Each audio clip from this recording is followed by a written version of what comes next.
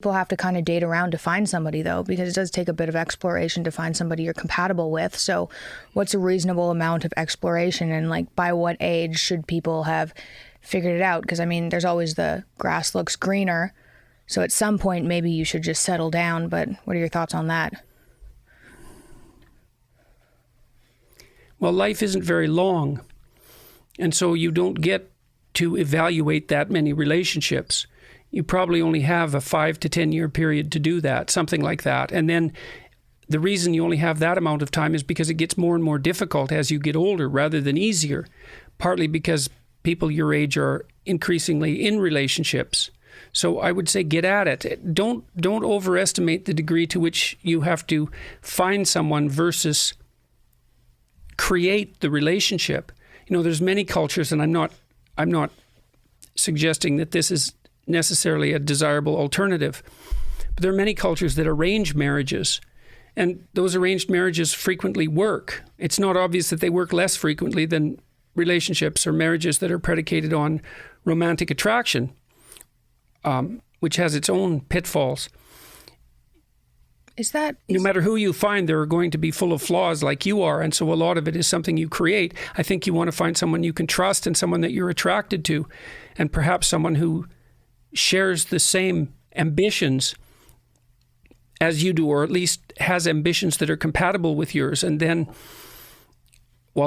pretty much all of it after that is what you create rather than what you find. Is part of the reason that arranged relationships or arranged marriages work, is part of it because there's a societal pressure to not get divorced? And because it's somebody your parents have chosen, there might be an expectation that you're supposed to uphold? Of course. I mean, that's partly why marriages in the West work too, or marriages in cultures where the primary impetus for the marriage is romantic or sexual attraction. Part of the reason those marriages work is because of social pressure.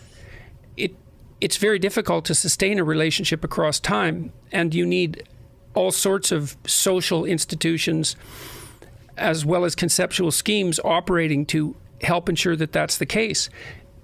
Because life is so difficult, you're going to go through periods of time where your relationship is extraordinarily difficult, but there's no escaping that. And if the pressure to stay together wasn't there, the relationship might fragment prematurely. And then not only would you have your problems, you'd also not have any relationships. And that's not helpful. So you go through thick and thin together. And it can be very thin. The thin times can be very thin. But the collective judgment of the human race so far has been that long-term monogamous relationships are the best that you can manage. And that's true cross-culturally. There are exceptions. Polygamy is relatively common, nowhere near as common as monogamy, but there are exceptions made for polygamy. But the problem with polygamous societies is that they tend to be more violent, especially the young men in them tend to be more violent because they are more shut out of the mating game, and that makes them very frustrated. Oh, that makes sense. So it'd be mostly, yeah, that makes sense. That'd make me pissed off too. Why does this guy over here have 7 wives? He'd be better off dead. Yes. And I might be the one to help him along with that. Yeah.